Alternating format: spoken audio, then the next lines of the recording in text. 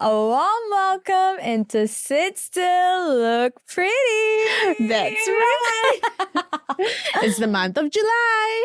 And we are opening with a banger, if I could say so myself. I'm pretty sure everyone who's listening, or most of the people who are listening, have probably seen Priyanka's social media by now. Because this is posting 24/7. No. But I would like to officially share the big news that our FYP documentary from when we were in Ngee Ann, named Abinayam, is being screened. Woohoo! You know, every time like you say it or someone like say it to me that's going to be screened, I still feel so like What's happening? Yeah, because that was like 18 and 19 years old. Priya and Priyanka. Yeah, our work like back then. I think you and I have evolved so much as like individuals. And it has never been screened before. Like we have awaited for a screening for so long. And I think it came at a point where we didn't even like expect it. Yeah, you know, it was like out of nowhere. Hey, Abinayam's being screened. You and I, wait, what? I really feel like 2024 is the year of huge milestones, huge successes, and I'm every time, right? When I feel it's a joint success together, oh my God, like nothing makes me as more happy than knowing that it's a Priya and Priyanka success. It's not a Priya success only or Priyanka success only, and I cannot wait. I think Priya and I had an intimate screening that happened. That was our first official screening. Yeah, that's true. Together. It couldn't be more perfect to have it screened at a bar. I feel like that a bar tells the friendship story of Priya and Priyanka, I feel. A lot. That's why we spent our after office hours a lot. So to have our first screening in a bar was really, really, really, really cool. There were some tears. And we can't wait for September 1st when it is officially being screened. And we're going to share this with all of y'all who want to come, who want to join us in the big screen, in the big theater and like watch our film together with 3 other documentaries, of course. Yeah. Special shout out to OKJ for making this happen. Thank you. And if anybody is looking for more details on Abinayam, you can catch Miss Priyanka's episode on another podcast. Oh yeah, for the first time. Please give them the details on where they can catch the episode. You can go to YouTube and search Priyanka. No, I'm just kidding. Whoa. You can type in Abinayam, and I'm very sure the podcast will appear. Anything at all, it's on Curious Culture with a Q. That's the channel name, and you can definitely scroll to find my interview for Abinayam. Or better still, you can join us on the 1st of September screening, and you'll see me on a panel. And you can question her live. I will kill you. Anyways, yeah. I feel like all this good energy, good times, great things coming alive best represents that we are in our glow up era, and that is why the episode is titled In Her Glow Up Era. Try reaching your mid-20s. I feel like this when life becomes so happening, you know? If you have truly worked from a right place of your heart, I feel like everything good kind of tries to find you in your mid-20s, and I really feel like Priya and I are in our glow up era. We shall start with you first.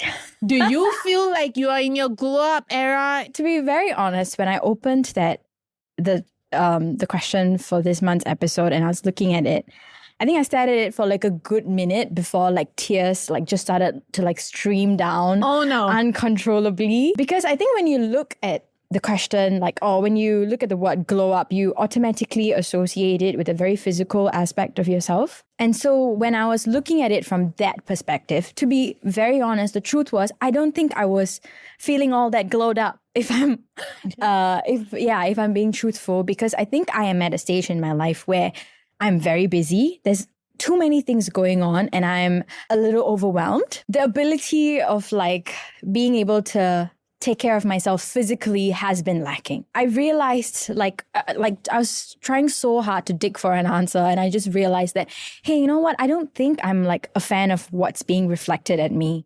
After I dug a little deeper and I kind of changed my perspective on what a glow up can be and started to look at myself as a whole person instead of just looking at my physical self. I think the first thing that I did was actually try to see if the Priya back then, if she was in a similar position now, how would she handle herself? And she has been in similar positions. And not to throw too much shade at her, she wouldn't have handled it well. You know, girl was struggling, you know? And I think the kind of person that I've grown into is someone that I'm actually pretty proud of, if I can say so myself. Because I think it's very easy, and I think I've realized it through my personal experiences that when you're going to have tough times in life. Your life isn't going to be just one constant way throughout. You're going to have your ups and your downs. But it's very easy when you're having your downs to allow all those negative emotions to kind of consume you and just stay stuck in that until you realize that, hey, I don't want to be like this anymore. But then you realize it's so much harder to get out because you've allowed those emotions to fester and you've let it sit. But because I've learned that lesson, I think the way that I'm handling myself now is a lot more put together, better than, what it used to be. And, I think I'm definitely at a period of my life where I've really kind of mastered the art of not letting my emotions get the best of me. And if I could graciously impart any sort of takeaway, your glow up era isn't just one version of yourself. Your 100% at a point in your life where everything is going smoothly is going to look much different than your 100% at a point in your life where things are not so great. But I think the true embodiment of having your glow up era is constantly trying to be the best version of yourself. And if you are taking active measures to always put your best foot forward, then you're glowing, honey, And Can't you see I'm totally glowing? Yes, of course. Now moving on to Miss Priyanka and her being in her glow up era. Yeah. Tell us all about it. I feel like I don't know why. I feel like the last 2 years I have really, really been in my glow up era. And I think it's because I have to give due credit to the fact that I have consciously picked up a lot of habits because of frustration. I really feel like that was how I reached my glow up era. I've been so pissed for the longest period of time of not being able to be in a routine. Like, I don't know about people, but it bugs the living hell out of me when I don't have a fixed routine. My life was such. It's like when you're balancing so many things, I really feel like you have to take it day by day. Because if you start like going into a routine and then you go through the slump of like, oh my God, now I'm out of my routine, like what the hell? But finally, I feel like I have settled down. Like, I'm not balancing like 6 million things on my plate. It's so much better right now. And so I told myself that, okay, Priyanka, this is the best time. Like, focus on yourself. What are your needs and what are your wants? And for the longest period of time, I feel like something that I've not been doing very well is on the inside projecting the outside, in the sense of the thoughts that you consume on a daily basis will reflect how glowy you are on the outside, I feel. And I told myself that this has to change. Like, I want to look good, I want to feel good, but I want to feel it from the inside out. And that's when I feel like wellness, mindfulness, self-care, these 3 things have really become such a priority in my life in the last 2 years. And I can really feel the difference. I think that's the one that makes me feel like I am in my glow up era. To begin with, I feel like in terms of like self-care wise, you know this better than anybody else. I absolutely hate taking care of my skin. I'm not a person into like skincare routine or anything like that. I'll be really honest, still today it is tough for me like to stick to a skincare routine. But then I started to see like your makeup looks 10 times nicer when you do your skincare properly versus when you don't have a skincare. Like, your makeup is nice, but there's no glow effect on you. But now I feel like my makeup has glow effect on me because I do skincare. I make it really simple so that I stick to it.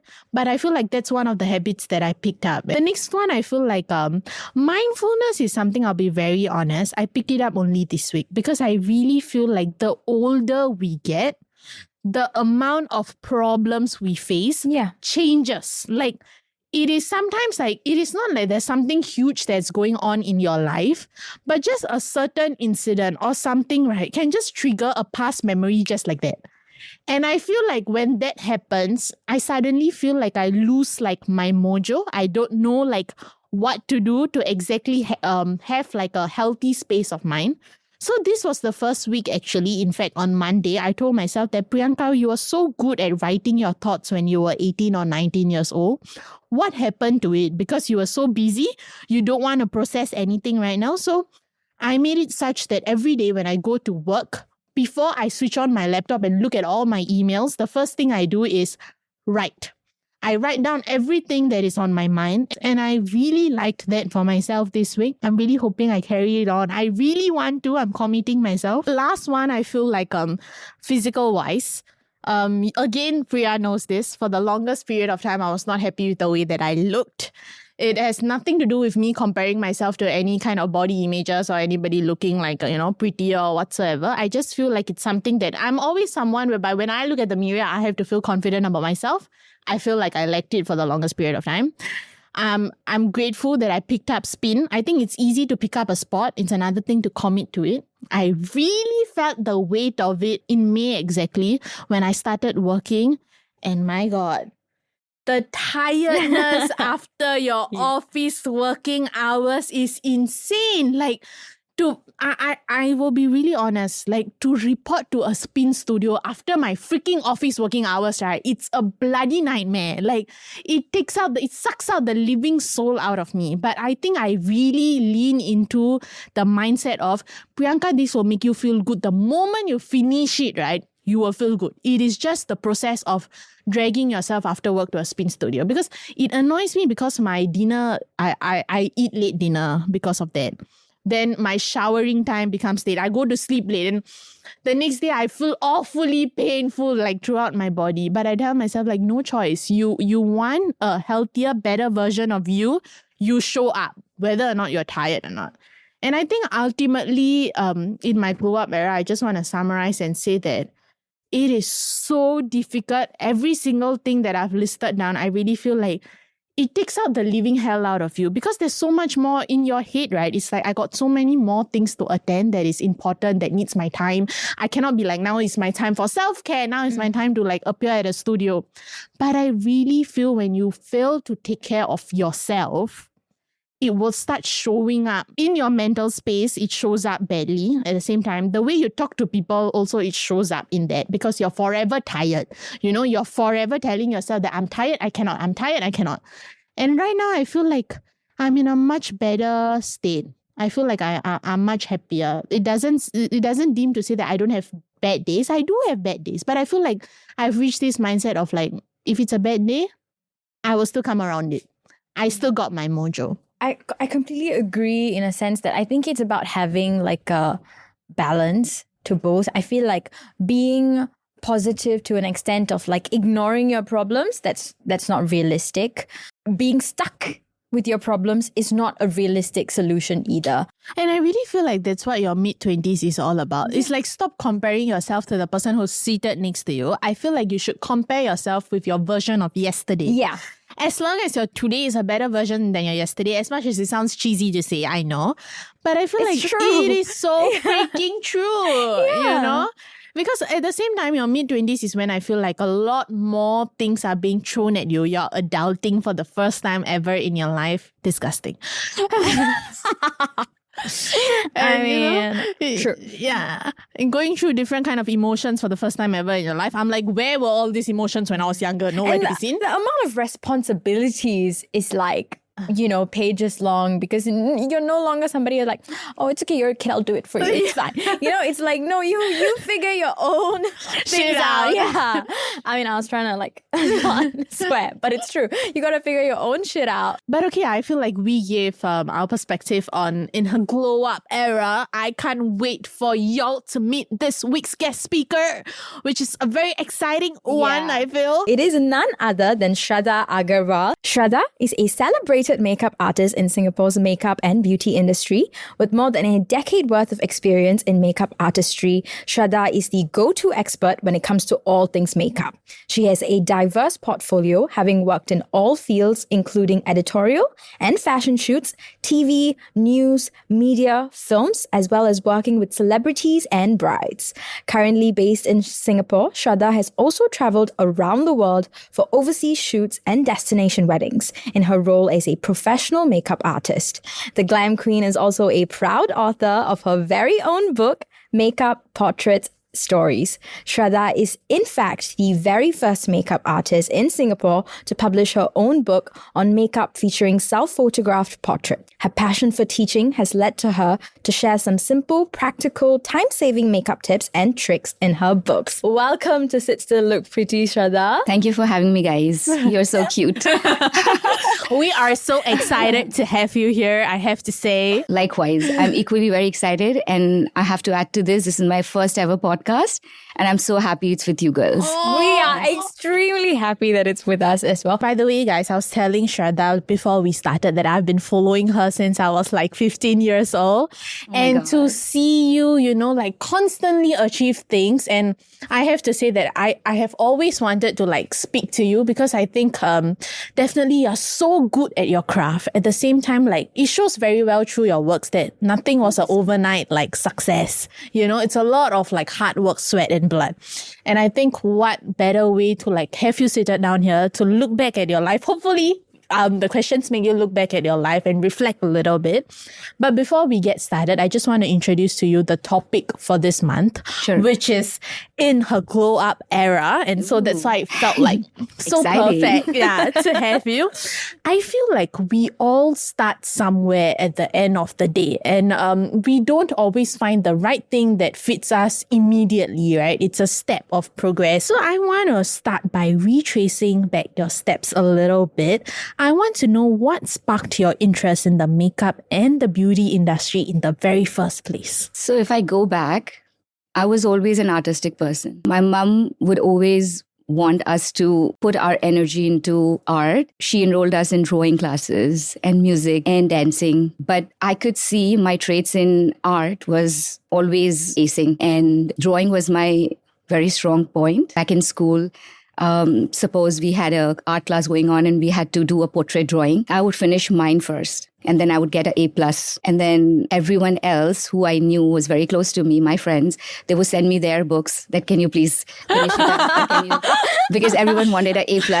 Only now, when I think about then, it makes sense that it had to take time. It showed that all that was the preparation mode of me getting to pick arts as a stream where I would excel. My aunt tells me that when you were young, you would sneak into my dressing room and spoil all my lipsticks. Okay. So she hates me for it. And now she's so proud of me. She's like, okay, somewhere I'm a part of her journey because I have something to say about her liking about makeup. These are the little things, I did not realize it then, but growing up, after I got married in 2006-07, I had my firstborn. He's going to be 17 years old this year. Yeah, okay. So I had him, and I wanted to give the early years to my kid, of course. Yes. So in 2009, there was advertisement in Straits Times.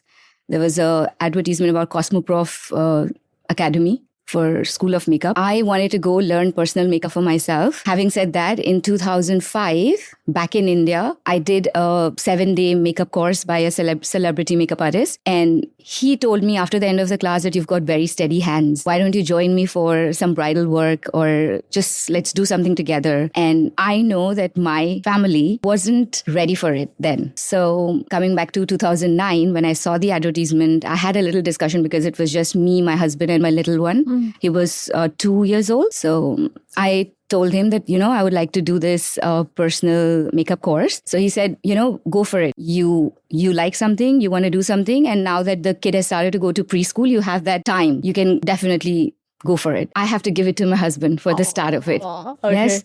He has been the strength behind all that I do, behind all that I have achieved. I will give it to him, not taking away from the fact that I am hardworking. And I'm very sincere when it comes to my work, and which he appreciates. And that is the reason why he was like, okay, she loves to follow her passion. She loves to do what she does and full of energy. And when it comes to arts and these kind of stuff, it just gives me a high. So he was like, okay, just go ahead. I went to Cosmoprof, and there was this lady, her name is Dolores. She was at the reception and she received me. And then I spoke about personal makeup. Then I asked about the charges and the duration of the course. Then she stopped me. She said, Shradha, this makeup that you have on, have you done it yourself? So I said, yes, I have. So she said, have you learned makeup before? And I said, yes, back like 3-4 years ago, I did do a crash course kind of thing. So she told me, if this is what you can achieve, probably personal makeup course is not for you. With your skills, I believe you should sign up, enroll yourself for a full diploma course. So I was like, what? Diploma for what? Like for me, it was like diploma in makeup artistry is like you want to become something. It's like pursue it as a career. All of a sudden, it was like, I don't think I need to do this. Then she explained the pros and cons of it. And I was like, yeah, the timing suits and I'll have a certificate in my hand and it feels really good. Like, you know, to be back in school with the girls and playing with makeup. So she convinced me. But I called my husband from the school and I said, she's saying this. And he said, if you think you can manage home and this, go ahead. Because he knows the OCD person I am when it comes to taking care of my kids. Even though I have so much help around me, my parents keep visiting and I have trusted people around me, I want to do it myself. Okay. Yeah. So it's not like I don't trust them. It's just that I feel that what I can do and how I can achieve something, I'm still not able to trust others for it. Oh, yeah. Understandable. So going back when he said that and I was like, I think I can do it because I really wanted it. I was there for something and I'm not going to go back without either choosing the personal course or the diploma course, and I went for it. So that's how my journey actually started from Cosmoprof. And I made amazing friends over there. I was 25 years old then. Mm-hmm. There were girls who literally dropped out from school and they decided that they want to become a professional makeup artist or they want to explore things. So I even made friends with girls who were like 16 years old, 17 years old, 18 years old. Girls coming from different parts of the country, Vietnam, Thailand, and all of that. Wow, awesome. Local students who are like, I met one of my closest friends over here. Her name is Neeta, and I will not fret from taking her name. She's an enthusiast. She is a very good makeup artist, and now she's doing really, really great. And she was one of my most wonderful friends during the course of time, and it's only become like very, very strong. The friendship has grown. All things said, it was a amazing experience. Out of the 22 girls that we had in the class, at the end of it, there were 4 of us who passed with distinction marks. Yeah. I'm very sure you're one of them. So I was one of them. I was like, okay, I had good marks. I had very good marks. And the teacher Lily, I think she's not in Singapore now, she has been my mentor. And she noticed me from the very beginning during the days of my classes. She would know because I'll go back home and I will revise my stuff. And then the next day when I came to class, I will ask her questions. So sometimes I felt that she's trying to ignore me. Like I really felt it like because she knew that she would have questions about it. And probably, you know, everyone has a syllabus. They can't just all of a sudden share anything on any given day. Yeah. Eventually I understood that, you know, probably she doesn't want me to ask this question. Even though I have this question, maybe there is a day for it. But she knew that this girl is really hardworking. She has her questions and she will ask me too many questions.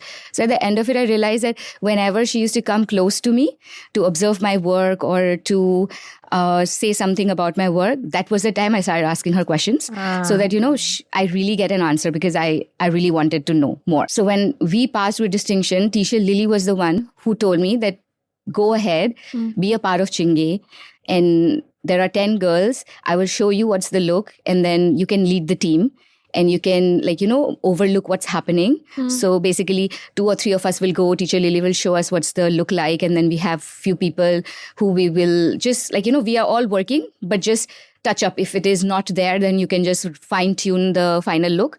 So she sent me for a lot of these kind of events. 22 years of my life I've spent in India, right? The respect for teachers and the school time and all of that. I was like, teacher is asking me to go lead. I have to do this. I really have to do this. So I took the opportunity. I went for Chinge. I went for National Day Parade. Then she sent me for Youth Olympic, the first ever Youth Olympics in Singapore.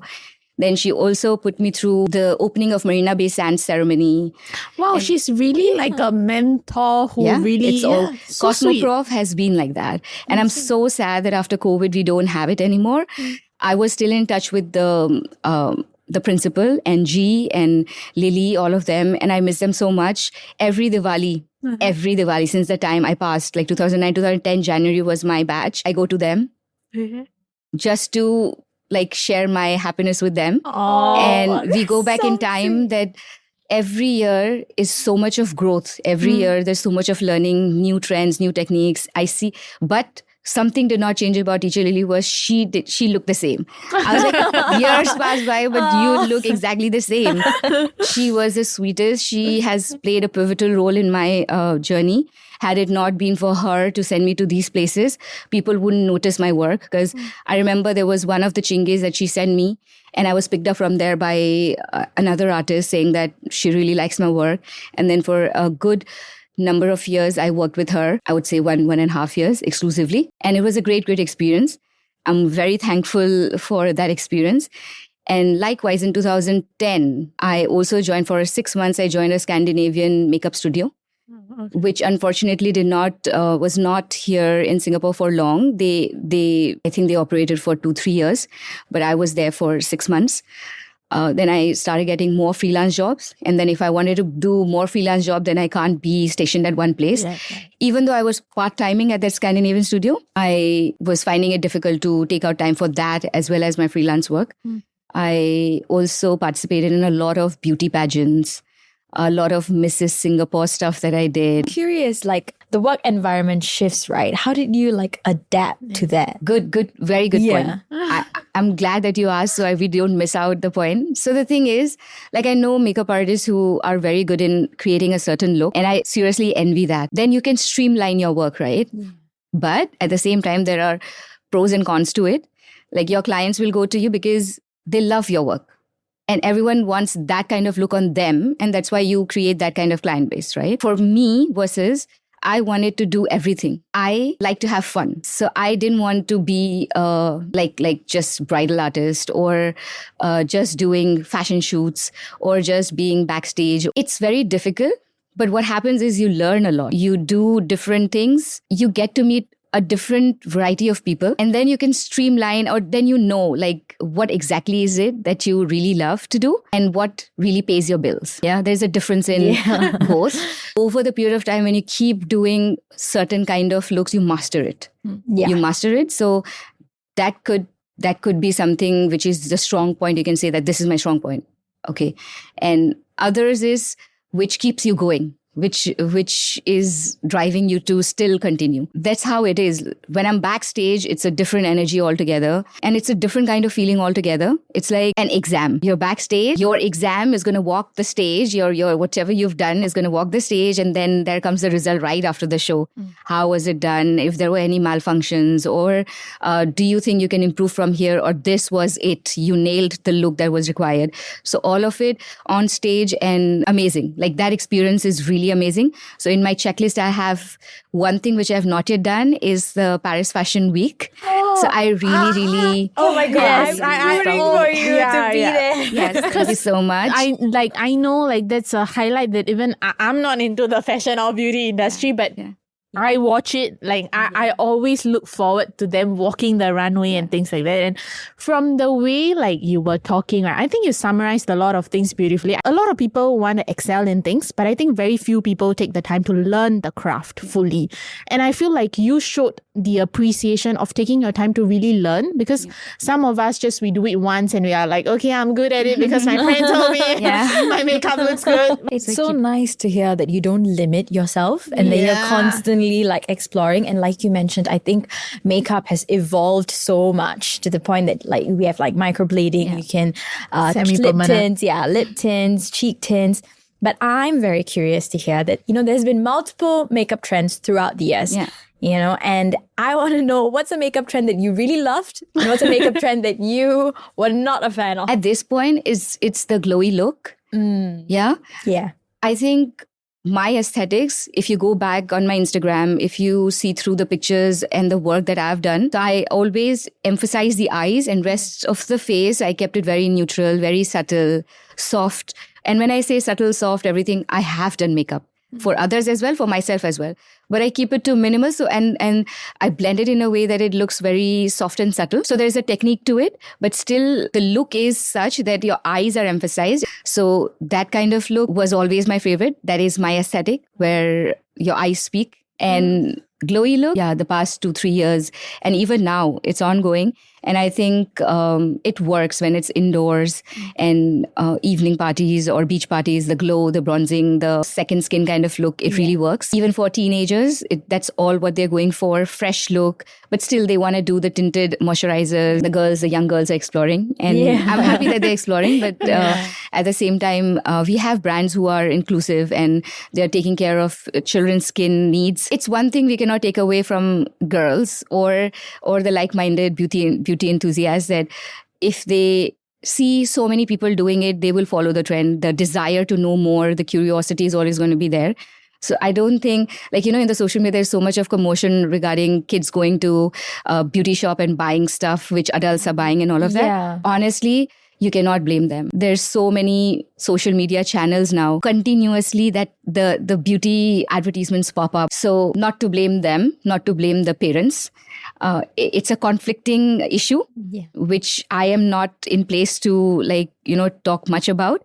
But there has to be a balance. There has to be a balance because young skin doesn't require as much as matured skin. That we know, that is very clear. Anti-aging product which a mature skin needs may not be required for a young skin. So it's debatable. And I'm happy that there are brands which are paraben-free and which don't have nasties in them. And it's okay for the children to use. I'm a little bit curious because you're in the makeup industry for quite some time. And I think you will know best that another place whereby I feel like makeup really thrives is New York. So you mentioned about Paris Fashion Week. And I know that New York also have their own fashion week and they are very big on their branding in terms of makeup and things like that. Has it ever crossed your mind of should I explore there? Or? So I remember it was 2019. I enrolled myself for the Makeup Mastered course. They've stopped taking enrollments anymore. It was an online course. Once we finished the course, we were given opportunities if you wanted to be backstage for events. So I signed up for this London queer fashion show. I flew to London for it. I was backstage under a celebrity makeup artist and we created looks over there. It was so enlightening. I think that was my first ever experience in that grand scale. And that community, you have to agree, the LGBTQ community is amazing. The energy that they have, they are real stars. They were so rocking backstage. I was on a high, being there, getting to see so many designers, so many models. And if suppose a designer has 8 models, we are doing one look for them. The other designer has 7 models and we have another different look for them. I got a chance to do all makeup looks for different designers. So I remember the rush. I remember the finesse that it required even in that little given period of time. And there's so much happening there. It was amazing. There was a time that I was picked up and I was told that if you're done and finished with your work, can you help the others? So that was also really rewarding. It was really rewarding. I mean, all in all, I would love to be backstage, whether it's Paris Fashion Week, whether it's London Fashion Week or the New York Fashion Week. And maybe if I manifest very strongly, it may happen. It may happen. Okay. And if someone who is able to give me this opportunity and hearing my podcast, maybe, be very kind and tell me that, Shradha, you're a hardworking person and you have great talent. I'm going to take you over there. Please. It shall happen. Next, I have to talk to you about your book. Oh, that's my baby. Yeah. The third baby. I know that you launched it and it's called Makeup Portrait Stories and you got to work on it during COVID-19 restrictions. Yes. Tell us what it goes into creating the book that you've created. How was the journey like, the highs, the lows? 2019, end of 2019 is the time when COVID hit. We were all concised, not able to move out because of COVID restrictions. I thought might as well start using my own face to create looks. So it started from there. I will explore new makeup. I'll order online. Makeup would come in or whatever existing makeup that I had. I started doing my own makeup and then I started taking selfies. We were big on selfies like a few years ago. We are still, but that was the crazy period. So I did selfies and I started posting it on my Instagram. Then the selfie addiction moved to me creating professional photos because I would see online people had such crisp images, very high resolution images. So I thought before I invest all of it in my, new photography passion, shall I not try to explore more? So that's how I ended up going on Carousel. I thought I'm not going to pay $3,000 on my camera in the beginning that I don't know anything about it. Yeah. So this was something I never done before, like getting a secondhand camera. And I have this tool with me sitting down and I am thinking, why am I even torturing myself to this? I have the skill. I'm a makeup artist. I'm not a photographer. But I had the time. So I always tell all my people, time lost, you can never get back. And it is all about timing. It is all about the time that you have in hand and how you use it. And I've never regretted for whatever I've done in that given particular time. I have always benefited out of it. So it is the drive in me, probably I would say, is the passion for doing things. And I don't like to sit idle and not do anything or just be happy about what I know. That is my limit. No, sky is the limit probably for me. I self-taught myself slowly. I took help from a few of my friends. They were willing to share. And I'm so thankful for that. Eventually, I did take a few full body shots as well. From there, when I started posting, these images were very clear, very clean, and people notice the effort that I'm putting. This publishing house, Advent Transformation, they contacted me and they asked me, what are you doing with these images? Would you want to create a coffee table book? I said, I don't think I can do this. These photos are just for me to keep myself busy. Making a book, creating a book out of it, I am not familiarized with the hard work that it involves.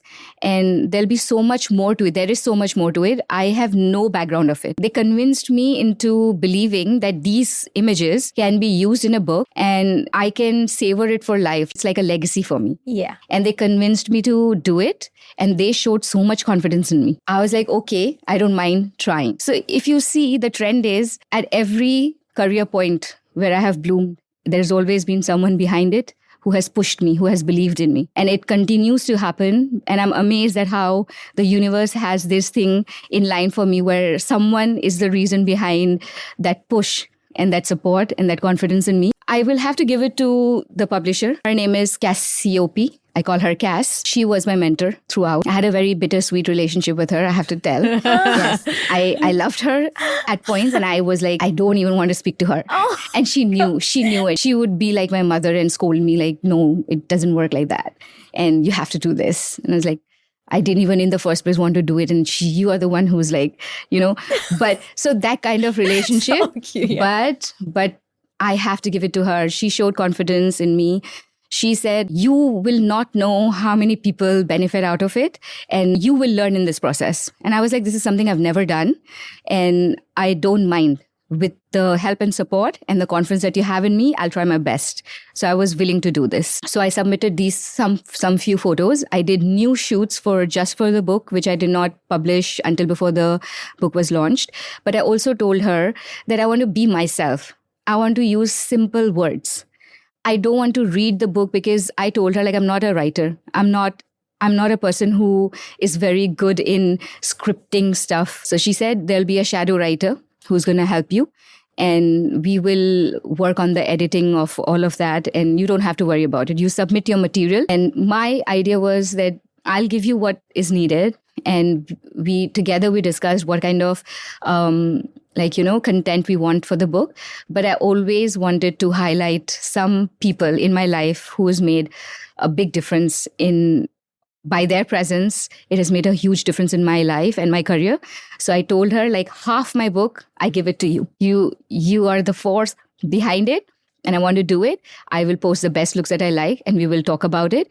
But the rest of it, I want to thank these people who showed confidence in me and gave me so many opportunities.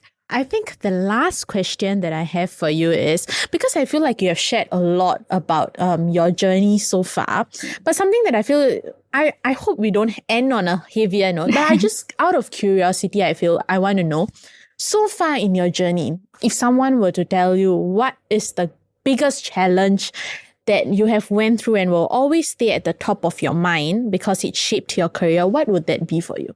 I would go back. I would want to tell my younger self that It's okay. What you're doing now is the foundation of what's going to come. I just wish I was slightly more confident then. When I started work, for the first 2 years, I was not charging any money. It was all collaborations. It was all for helping out. I did charity shows as well, which I did not mention. I still do. Whenever there is an opportunity and someone tells me that it's for student collaboration, like polytechnics or for fashion students, I am up for it. Like, why not? You can't expect like a school student to. You cannot. And if the institute has some bandwidth, they will always give us whatever they can. But I'm always up for collaborations. And initial 2 years of my career, I wasn't charging. And then came a point where I'm driving. I'm spending less time with my family. I have bills to pay.